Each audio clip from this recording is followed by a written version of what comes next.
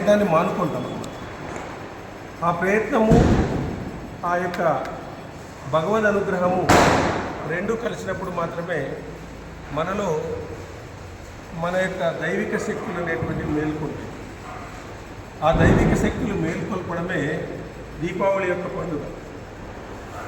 ఎందుకంటే దీపావళి అంటేనే అలక్ష్మి పరిహారం అవుతుంది, అలక్ష్మి పరిహారం అయిపోతుందన్నమాట. దరిద్రంతో బాధపడే స్తోత్రాలని ఇవన్నీ కూడా భగవంతుడు మనకు సత్పురుషుల ద్వారా ప్రసాదించాడు.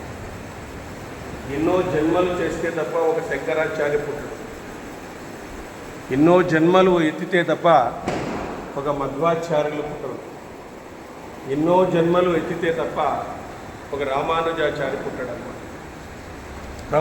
ప్రయత్నాన్ని మానుకుంటాం. ఆ ప్రయత్నము ఆ యొక్క భగవద్ అనుగ్రహము రెండు కలిసినప్పుడు మాత్రమే మనలో మన యొక్క దైవిక శక్తులు అనేటువంటివి మేల్కొంటాయి. ఆ దైవిక శక్తులు మేల్కొల్పడమే దీపావళి యొక్క పండుగ. ఎందుకంటే దీపావళి అంటేనే అలక్ష్మి పరిహారం అవుతుంది, అలక్ష్మి పరిహారం అయిపోతుందన్నమాట. దరిద్రంతో బాధపడే ప్రయత్నాన్ని మానుకుంటాం. ఆ ప్రయత్నము ఆ యొక్క భగవద్ అనుగ్రహము రెండు కలిసినప్పుడు మాత్రమే మనలో మన యొక్క దైవిక శక్తులు అనేటువంటివి మేల్కొంటాయి. ఆ దైవిక శక్తులు మేల్కొల్పడమే దీపావళి యొక్క పండుగ. ఎందుకంటే దీపావళి అంటేనే అలక్ష్మి పరిహారం అవుతుంది, అలక్ష్మి పరిహారం అయిపోతుందన్నమాట. దరిద్రంతో బాధపడే నమస్తే సదా వత్సలే మాతృభూమే, నమస్తే సదా వత్సలే మాతృభూమే, త్వయా హిందూ భూమే సుఖం వర్ధితోహం, త్వయా హిందూ భూమే సుఖం వర్ధితోహం, మహామంగళే పుణ్యభూమే త్వదర్థే, మహామంగళే పుణ్యభూమే త్వదర్థే, పతద్వేషకాయో నమస్తే నమస్తే, పతద్వేషకాయో నమస్తే నమస్తే, ప్రభో शक्तिमन हिंदू राष्ट्रांग भूता, प्रभो शक्तिमन हिंदू राष्ट्रांग भूता, इमे सादरं त्वां नमामो वयम्, इमे सादरं त्वां नमामो वयम्, त्वदीयाय कार्याय बद्धा कटीयम्, त्वदीयाय कार्याय बद्धा कटीयम्, शुभामाशि चंदे లేనటువంటి వాడు అని చెప్పి భగవంతుడికి ఎవరైనా శత్రువులు ఉన్నారా? రాక్షసులు తప్ప.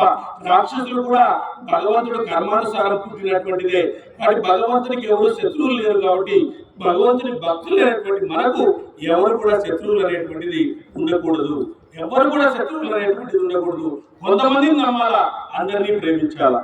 కాబట్టి వివేకవంతుల లక్షణం అంట ఏమంటే మరణించిన వారి విషయంలో రాగద్వేషాలు కలిగి ఉండనట్లే జీవించి ఉన్న వారి వల్ల రాగద్వేషాలు కలిగి ఉండరాదు.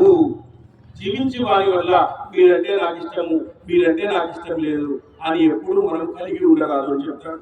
అతని వస్తువులు లేనప్పుడు వాటిపై ఆసక్తి ఉండనట్లే అవి ఉన్నప్పుడు కూడా వాటి విషయంలో ఆసక్తి చూపరాదు. ఒక వ్యక్తి వెళ్ళిపోయినాడు అనుకోండి, వాటి గురించి ఇంకా అనుకోకూడదు, అయిపోయింది. ఒకవేళ చనిపోయినాడు అనుకోండి, మనం శత్రువు అయినప్పటికీ కూడా వెళ్ళి వాటిని చూసి రావాలా, ఆ కుటుంబాన్ని పలకరించి రావాలా. అది గొప్ప వివేకవంతుల లక్షణము అని శ్రీరామచంద్రుడు చెప్తున్నాడు. ఇది ఇట్టి వివేకి దేనికై పరితపించును, దేనికి పరితపించడు. కనుకలు పేర్కొన్న రీతిలో నాకు ఏ విషయంలో దేశమాత్రమున పరితాపం ఉండదు. ఓ మహాప్రభు, నీవలే ఆత్మ అనాత్మ జ్ఞానం కలిగినటువంటి వాడు ఎవడును ఎట్టి కట్టములకు లోనైనను కూడా గుర్తింపడు. ఆత్మానాత్మ వివేచనము ఎక్కడైతే ఉంటుందో పద్మకేశరమును వర్ణంతో విరాజిల్లుతున్న ఆ విచిత్ర ముఖము శ్రీరాముడి ఆశ్రమ సమీపమున నిర్భయంగా ప్రసరిస్తుండెను. నిర్భయంగా అక్కడే ఉండేటువంటి కొన్ని మొక్కలను తింటూ చాలా దగ్గరగా, ఆశ్రమానికి చాలా దగ్గరగా అక్కడ సంచరిస్తూ ఉంది. అది ఆ బసిలిడేడి 2 గంటల పాటు దూరంగా కానీ కొంతమంది పండితులు ఇంకా కొద్దిగా దీన్ని విశ్లేషణ చేసి అనేక విషయాలను ఇందులో పొందుపరచడం అనేటువంటి జరిగింది. అంటే మానవ జీవిత సారమంతా కూడా ఇందులో ఉంది. ఎందుకంటే రాముడు ఒక మానవుడిగా అవతరించి ఈ లోకానికి వచ్చి తను మానవుడు అనేటువంటి వాడు ఎంత గొప్పవాడు, ఎంత శక్తివంతుడు, ఎంత ధైర్యవంతుడు, దేన్నైనా సాధించవచ్చు అని చెప్పేసి భగవంతుడు ఇందులో మనకు స్వయంగా తెలియజేశారు.